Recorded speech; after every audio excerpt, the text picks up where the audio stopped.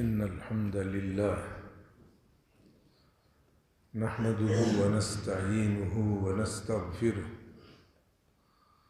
ونعوذ بالله من شرور أنفسنا ومن سيئات أعمالنا من يهد الله فلا مضل له ومن يضلل فلا هادي له وأشهد أن لا إله إلا الله وحده لا شريك له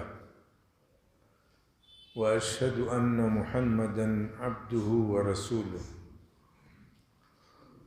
يا أيها الذين آمنوا اتقوا الله حق تقاته ولا تموتن إلا وأنتم مسلمون يا أيها الناس اتقوا ربكم الذي خلقكم من نفس واحدة وخلق منها زوجها وبث منهما رجالا كثيرا ونساء واتقوا الله الذي تساءلون به والأرحام إن الله كان عليكم رقيبا يا أيها الذين آمنوا اتقوا الله وقولوا قولا سديدا يصلح لكم أعمالكم ويغفر لكم ذنوبكم ومن يطع الله ورسوله فقد فاز فوزا عظيما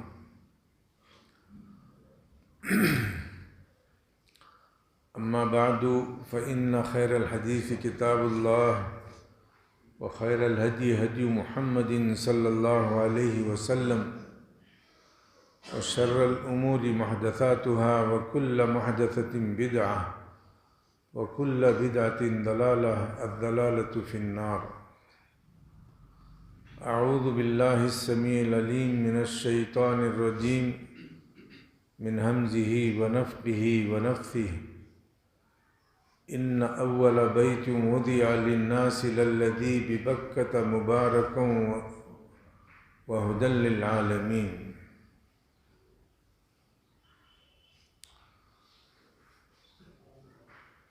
تمام قسم کی تعریفوں کا مستحق صرف اور صرف اللہ رب العزت ہے، جو ہمارا خالق، ہمارا معبود ہے۔ درود و سلام ہو محمد صلی اللہ علیہ وسلم پر اور تمام انبیاء علیہم الصلاۃ والتسلیم پر، جنہوں نے اللہ تعالیٰ کے پیغامات کو اپنی اپنی امتوں تک امانت کے ساتھ پہنچایا۔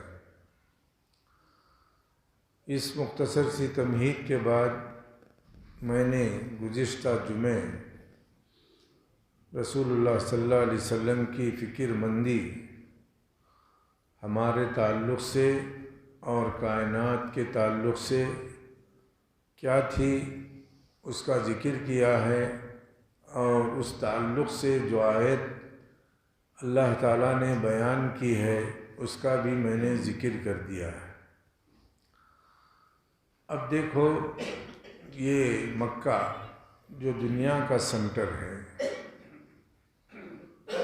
دنیا کا سنٹر مکہ ہے، اس مکے میں اللہ تعالیٰ نے محمد صلی اللہ علیہ وسلم کو پیدا فرمایا، اور یہیں پر اللہ تعالیٰ نے نبی بھی بنایا۔ نبی بنا دیے جانے کے بعد اللہ کے نبی صلی اللہ علیہ وسلم نے اپنا فریضہ انجام دینا شروع کر دیا، جس کی وجہ سے ساری قوم کچھ لوگوں کو چھوڑ کر کے آپ کی دشمن بن گئی۔ وجہ کیا تھی؟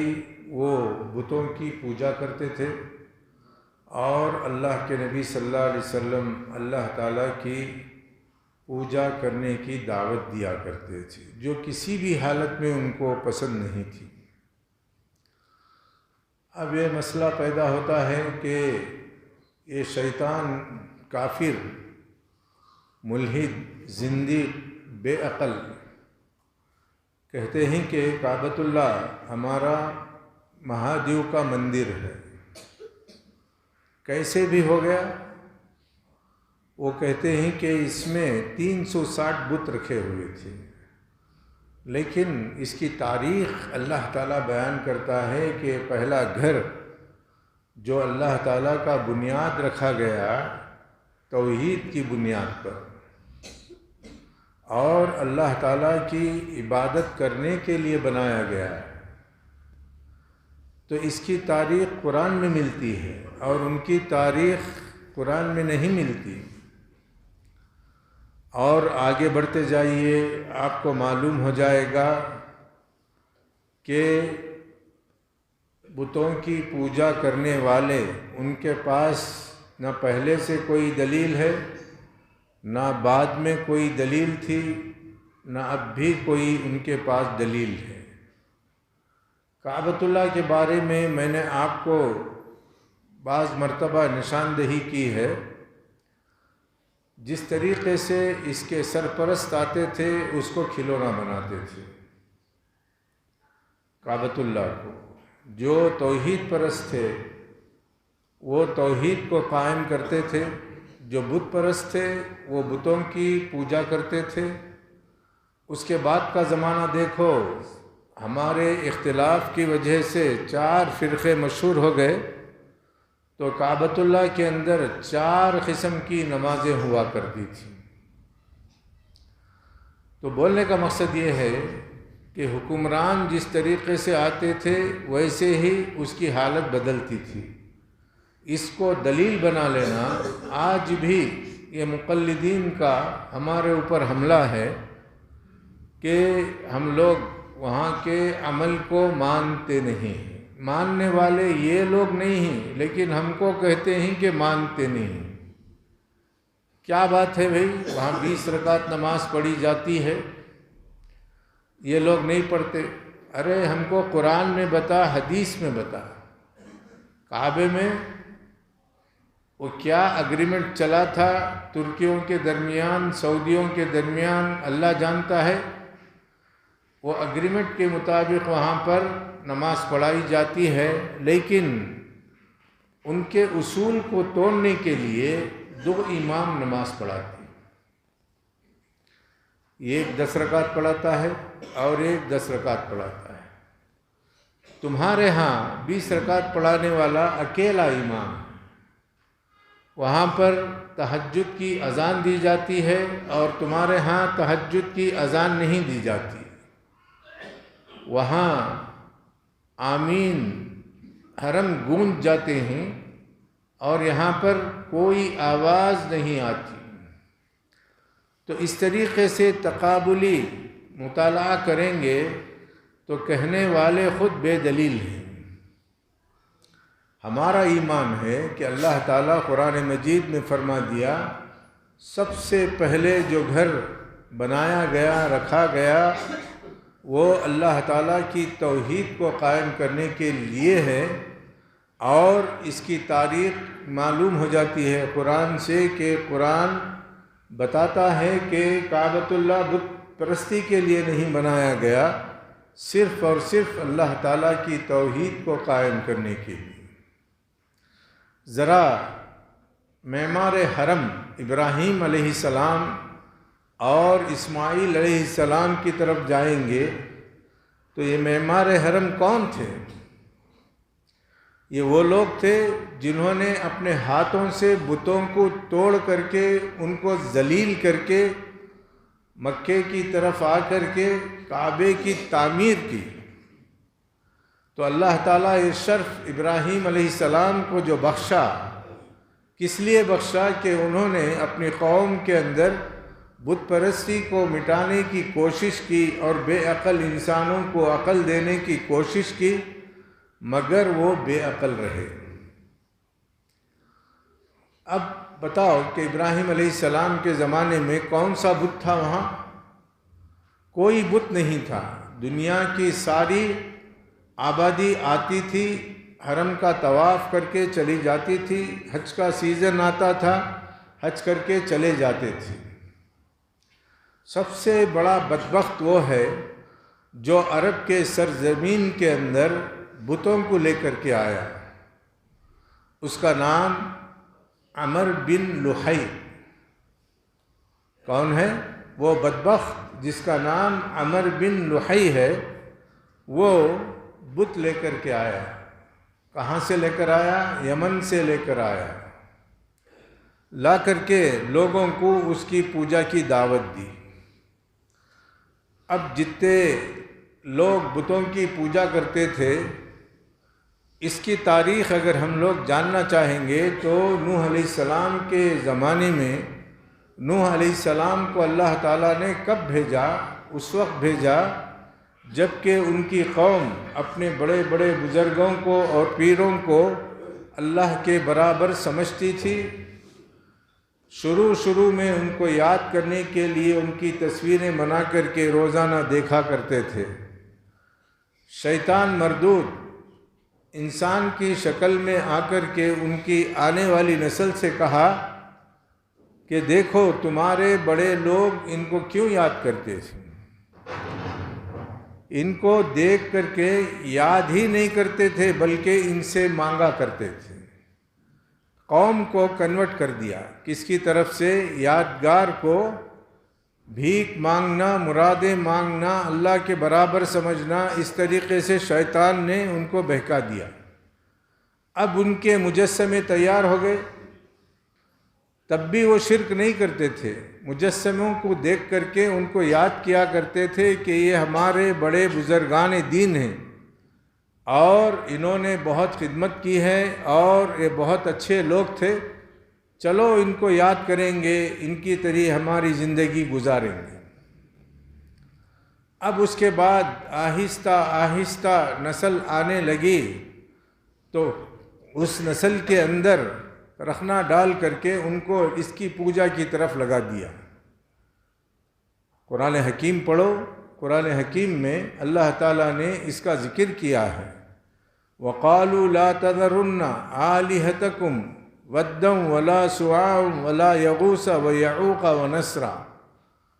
نوح علیہ السلام ان کی پوجا سے بیزار کرنے کے لیے توحید کی دعوت دیا کرتے تھے۔ اسی وقت اللہ تعالیٰ نے ان کو بھیجا تھا، جاؤ ان کا قلعہ قمع کرو اور یہ شرک تمہاری قوم کے اندر آ گیا ہے، ان کو توحید کی دعوت دو۔ تو مخالفین کیا کہتے تھے؟ ارے رے رے رے اتنا بڑا کام نہیں کرنا، ہرگز ہرگز نہ چھوڑے تمہارے معبودوں کو۔ اس میں کون تھا؟ یعوق تھا، نصر تھا، یغوث تھا، ود تھا۔ یہ نام ہیں کن کے؟ نیک لوگوں کے نام، جو بعد میں بت پرستی کے اندر یہ تبدیل ہو گئے۔ آج بھی عجیب قسم کے مسلمان ہیں، اپنے بڑوں کی پوجا کرتے ہیں، اللہ کے مقابل میں ان کی بات مانتے ہیں، رسول کے مقابل میں ان کو ترجیح دیتے ہیں۔ کیا نہیں ہیں ایسے لوگ؟ آج بھی ہیں۔ آپ کو تعجب ہوگا یہ کون لوگ ہیں؟ ارے یہ حنفی، شافی، مالکی، حنبلی اسی قسم کے لوگ ہیں۔ ان کے بڑوں لوگوں کو یادگار منانے کے لیے ان کی کتابوں کو قرآن اور حدیث سے بڑا درجہ دے دیا۔ آپ قرآن کہیں مانیں گے نہیں، حدیث کہیں مانیں گے نہیں، ابو حنیفہ نے کہا ہے مان لیتے۔ یہ کہاں کی دلیل ہے؟ نوح علیہ السلام کی قوم پھر دوبارہ مسلمانوں کی شکل میں لوٹ آ گئی۔ تو بولنے کا مقصد یہ ہے کہ بت پرستی، شخصیت پرستی اسی طریقے سے پھیلتی ہے جیسے شیطان نے پہلے لوگوں کو گمراہ کرنے کے لیے پھیلایا تھا۔ تو قرآن کے دشمن، توحید کے دشمن عمر بن لحی نے یمن کے اندر جو بت تھا اس کا نام تھا ہبل، وہ لے کر آیا۔ عربوں نے پوچھا یہ کیا ہے؟ ارے یہ تمہارا معبود ہے۔ جیسے سامری نے موسیٰ علیہ السلام کی قوم کو بہکانے کے لیے سب کے زیوروں سے ایک بچڑا تیار کیا اور سائنٹیفک طریقے سے ایسا اس کا سراغ بنایا تھا، جب ہوا چلتی تھی تو منہ سے آواز آتی تھی، کس کی؟ بھاؤں کی آواز آتی تھی۔ تو سامری سے قوم والوں نے پوچھا یہ کون ہے؟ یہ تمہارا الہ ہے۔ اچھا، اب اس کی پوجا کرنے لگے۔ ایسی قوم تھی جو کسی کی بھی بات کو یقین کر کے پوجا کر لیتی تھی اور اسے بڑا بنا لیتی تھی۔ جب موسیٰ علیہ السلام طور سے واپس آئے، آ کر کے دیکھا قوم کی حالت کو، تو اس بچڑے کو جلا کر کے خاک میں ملا دیا اور کہا کہ تمہارا معبود یہ بچڑا نہیں ہے، بلکہ تمہارا معبود وہ اللہ ہے جو آسمانوں اور زمینوں کا مالک ہے۔ یہ کہہ کر کے سمجھایا۔ سمجھنے والے بہت کم تھے، بے سمجھ بہت زیادہ لوگ تھے، اور اس طریقے سے آپ یہ برہمنوں کی تاریخ کو زندہ دیکھ سکتے ہیں کہ یہ گائے کی بھی پوجا کرتے ہیں، بچڑے کی بھی پوجا کرتے ہیں، اب بیل کی بھی پوجا کرنے لگے، اب تھوڑے دنوں کے بعد بھینس کی بھی پوجا کرنے لگے۔ کیا بھینس دودھ نہیں دیتی؟ گائے ہی دودھ دیتی ہے۔ بیل کون سا دودھ دیتا ہے؟ پیشاب کرتا ہے، موت دیتا ہے۔ اسے کاٹنے کا پرمیشن تھا، ابھی دیکھو کیا حالت ہے قریشیوں کی۔ ارے چوری سے ہمارا گوشت ہم لوگ بیچنا پڑتا ہے، کھانا پڑتا ہے، لوگوں کو فراہم کرنا پڑتا ہے۔ یہ سب بے عقل انسانوں کی ناسمجھ کا نتیجہ ہے، جو آج بھی ہندوستان کے اندر اسے مقدس سمجھ کر کے کاٹنے کو حرام سمجھتے ہیں، اور اس کی پوجا کرنے والے اس کی گاؤ کشی کو پسند نہیں کرتے۔ تو میرے بولنے کا مقصد یہ ہے کہ عمر بن لحی سب سے بڑا دشمن، جس نے کعبے کو بت خانہ بنایا، یہی وہ شخص تھا۔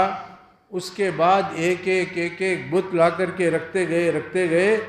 رسول اللہ صلی اللہ علیہ وسلم کے زمانے میں بھی اللہ تعالیٰ نے قرآن حکیم کے پارے میں فرمایا، افرأیتم اللات والعزی ومناۃ الثالثۃ الاخری۔ دیکھو ان کے پاس بھی باعزت لوگوں کی بڑی عزت تھی۔ کس کے پاس؟ عربوں کے پاس۔ لات ایک معبود تھا، وہ کون تھا؟ حاجیوں کو ستو کلا کر کے دیتا تھا۔ اس کی اس نیکی کی بنیاد پر بے وقوف اس کی پوجا کرنے لگے۔ عزا اس کی پوجا کرنے لگے، لات منات اس کی پوجا کرنے لگے، اور ایک ایک علاقے کا ایک ایک بت بن گیا، جس کی اللہ تعالیٰ نے تحقیر کرتے ہوئے قرآن مجید میں فرمایا، دیکھو یہ لوگ اللہ تعالیٰ کی ذات کو سمجھے بغیر ان لوگوں کی اچھی چیزوں کو دیکھ کر کے ان کو معبود سمجھ لیا اور ان کو پکارتے رہے، یہ میرا حکم نہیں ہے۔ اب اللہ کے نبی صلی اللہ علیہ وسلم اس آدمی کی اولاد میں سے ہیں جس نے ملک شام کے اندر مندروں کو ستیاناش کر کے حرم کی طرف بلایا گیا، اور اللہ تعالیٰ نے ان کو حکم دیا کہ تم کعبۃ اللہ کو تعمیر کرو، جو نوح علیہ السلام کے سیلاب کے اندر مسمار ہو گیا تھا۔ اس سے پہلے کی تاریخ بھی احمد بن حنبل رحمہ اللہ کی روایت ہے کہ آدم اور حوا ایک چھوٹا سا گھر بنا کر کے اس کا طواف کرتے تھے۔ اب یہ چھوٹا سا گھر آج جس شکل میں ہے، اس کو کس نے بنایا؟ ابراہیم علیہ السلام اور اسماعیل علیہ السلام نے بنایا۔ تو اللہ تعالیٰ اس کی تاریخ بتاتا ہے، سب سے پہلا گھر جو عبادت کے لیے تعمیر کیا گیا ہے وہ کعبۃ اللہ۔ اللہ کے نبی صلی اللہ علیہ وسلم سے صحابہ کرام نے پوچھا، اللہ کے رسول، مسجد اقصیٰ اور کعبے کے درمیان کتنا فاصلہ ہے؟ اللہ کے نبی صلی اللہ علیہ وسلم نے فرمایا 40 سال۔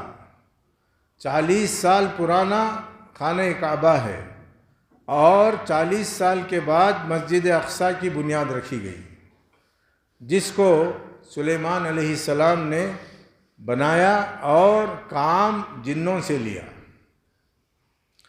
آج بھی یہ مسجد اقصیٰ موجود ہے۔ اب اس کے بعد دیکھو، قرآن کے دشمن، اللہ کے دشمن اسی پر اکتفا نہیں کیے۔ جب بھی قرآن پڑھا جاتا تھا، لوگ مسحور ہو جاتے تھے، گمسم ہو جاتے تھے اور سوچنے پر مجبور ہو جاتے تھے۔ آج بھی قرآن مجید کی آیتیں ہمارے سامنے تلاوت ہوتی ہیں تو ہم اس کے معنی پر غور کرتے ہیں تو ہم کو ایک عجیب قسم کی تاثیر معلوم ہوتی ہے۔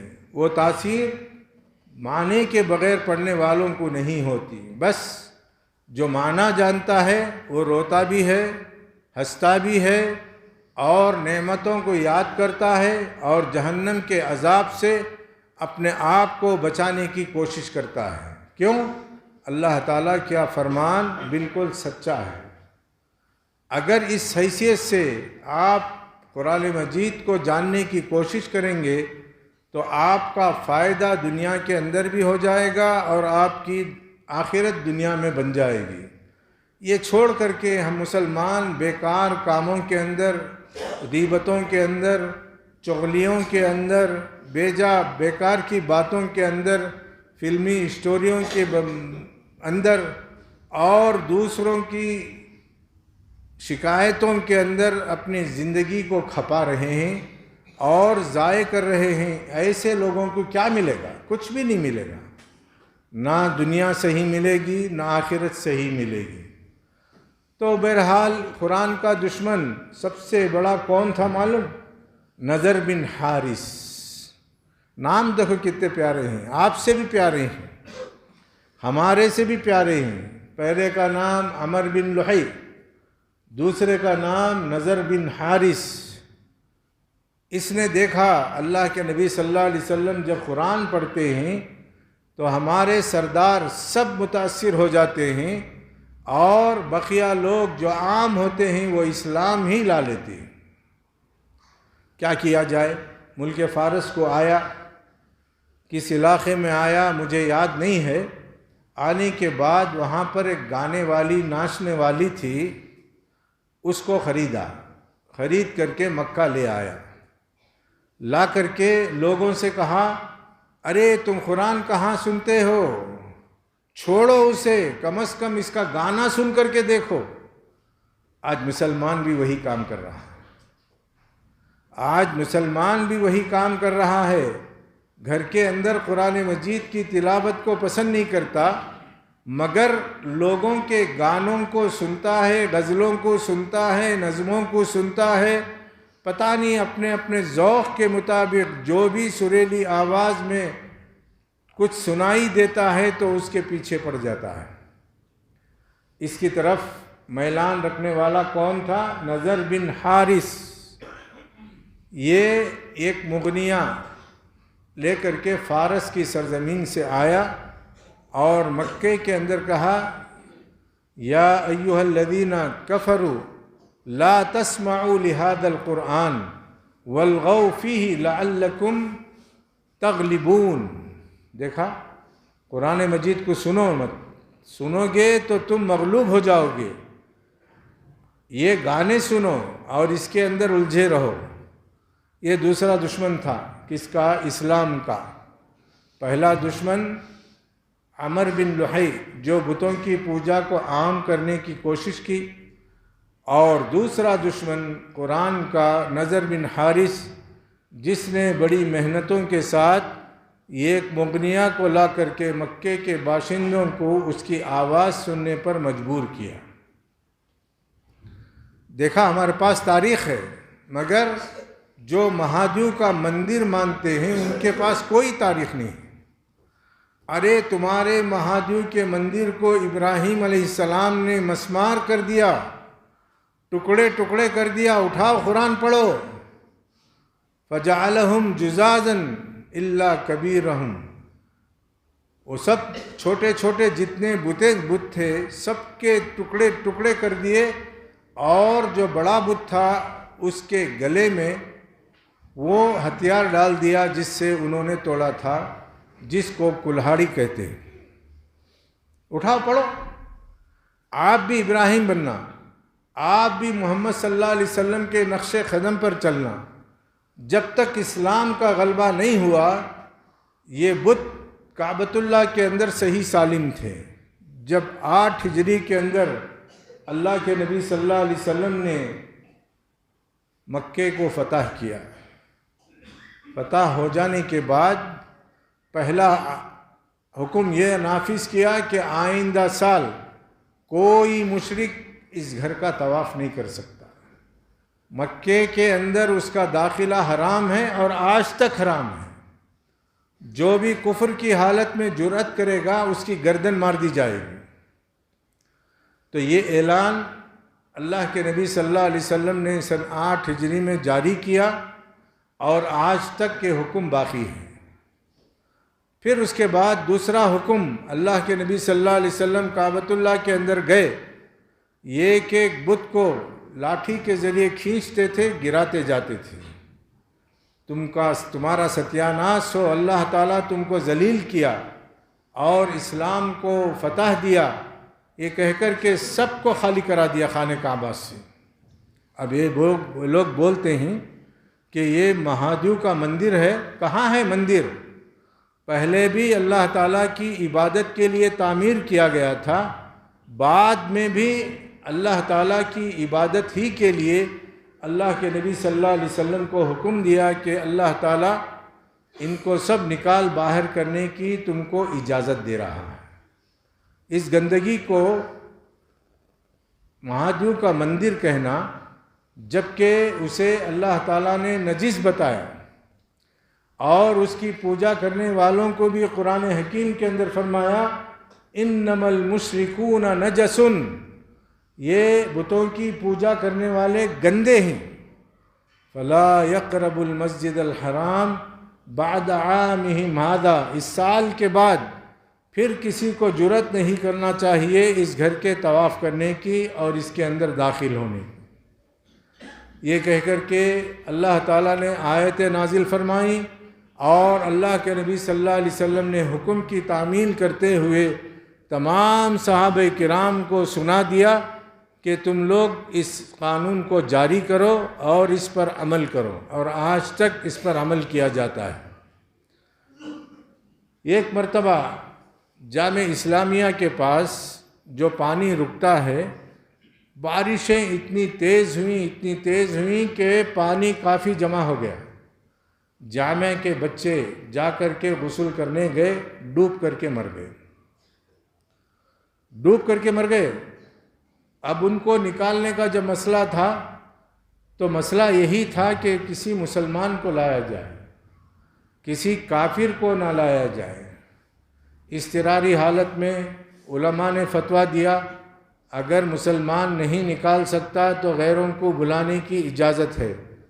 تو ہم نے دیکھا ہیلی کاپٹر کو اس پانی کے اوپر گھومتے ہوئے اور اسکیننگ کرتے ہوئے اور لاشوں کو ڈھونڈتے ہوئے، تب بھی ان کے لیے 2-3 دن لگ گئے۔ کیچڑ والا پانی، کافی گڑھے تھے، کس میں لاشیں جا کر کے ڈوبی ہوئی تھیں، اس کو دیکھ کر کے نکالنے کے لیے 2-3 دن لگ گئے۔ اور یہ کون تھے لوگ آنے والے؟ انگریز۔ بڑی ہی بادل ناخواستہ ان کو اجازت ملی اور اللہ کے نبی صلی اللہ علیہ وسلم کے فرمان کا لحاظ رکھا گیا۔ آج کل بھی جو خانہ کعبہ کی تعمیر کے سلسلے میں، توسیع کے سلسلے میں جن لوگوں کو بلایا جاتا ہے اور یہ دیکھا جاتا ہے کہ سب سے پہلے وہ مسلمان ہوں، اگر مسلمان نہیں ملتے تو اس کا نقشہ دوسرے ماہرین کی طرف دے کر کے نقشے میں وہ جگہ متعین کرتے ہیں اور ان کی تعمیر ہوتی ہے۔ اب پتہ نہیں مسلمان کا نام رکھ کر کے کتنے لوگ دھوکہ دے کر کے حرم میں آتے ہیں جاتے ہیں، وہ اللہ جاننے والا۔ لیکن پاسپورٹ کو جانچنے کے وقت اگر کسی کو معلوم ہو جائے کہ مسلمان کا نام نہیں ہے اور اس میں جو الدیانہ کا لفظ ہے اس کی جگہ مسلم کے بجائے غیر مسلم لکھا گیا ہے، تو اس کو پکڑ لیا جاتا ہے۔ تو بہرحال مکے میں داخلے کے قریب پتھر بھی لگے ہوئے ہیں اور اس پر اعلان بھی لگا ہوا ہے کہ کوئی مشرک، کوئی کافر اس علاقے میں داخل نہیں ہو سکتا۔ اتنی پابندی چل رہی ہے، کس کی وجہ سے؟ بتوں کی نجاست کی وجہ سے، شرک کی وجہ سے۔ آج اس شرک کو اپناتے ہوئے وسیم رضوی نارائن فخر کرتا ہے اور قرآن پڑھتا ہے تو اسے یہ بھی معلوم نہیں ہے کہ یہ آیت کہاں ہے، یہ آیت کہاں ہے جس کو اللہ تعالیٰ نے گندا بتایا، اس گندگی کو وہ اپنے لیے پاک سمجھ کر کے کھا رہا ہے۔ ایسے بدماشوں سے اللہ تعالیٰ ہماری حفاظت فرمائے، ہماری اولاد کی حفاظت فرمائے، اور ان کا اثر قبول کرنے سے اللہ تعالیٰ ہماری بھی حفاظت فرمائے، ہماری آنے والی نسل کی بھی حفاظت فرمائے۔ تو بہرحال اللہ کے نبی صلی اللہ علیہ وسلم جو مکہ دنیا کا سینٹر ہے اس میں پیغمبر بنا کر کے کس لیے بھیجے گئے؟ اللہ کے نبی صلی اللہ علیہ وسلم نے فرمایا بعثت الی الجن والانس کافہ، میں اگلے پیغمبروں کی طرح نہیں ہوں جو اپنے اپنے علاقے میں آئے اور دعوت کا کام کیے اور چلے گئے، میں انسانوں کی طرف بھی بھیجا گیا ہوں، جنوں کی طرف بھی بھیجا گیا ہوں، یہ میری خصوصیت ہے کہہ کر کے اللہ کے نبی صلی اللہ علیہ وسلم نے ہم کو تعلیم دی اور فرمایا کہ میں انسانوں کا بھی پیغمبر ہوں، جنوں کا بھی پیغمبر ہوں۔ انشاءاللہ کبھی اس کی تفصیل آپ کے سامنے پیش کروں گا۔ اللہ تعالیٰ مجھے اور آپ کو جو کچھ سنا ہے اس پر عمل کرنے اور عمل کرانے کی توفیق عطا فرمائے۔ بت پرستی اور شرک اور بدعات اور خرافات سے اللہ تعالیٰ ہماری حفاظت فرمائے اور خالص توحید کو اپنا کر کے اسی پر ہمارا خاتمہ فرما دے۔ وَأَقُولُ قَوْلِي هَذَا وَأَسْتَغْفِرُ اللَّهَ لِي وَلَكُمْ وَلِسَائِرِ الْمُسْلِمِينَ إِنَّهُ هُوَ الْغَفُورُ الرَّحِيمُ وَرَبٌّ حَلِيمٌ۔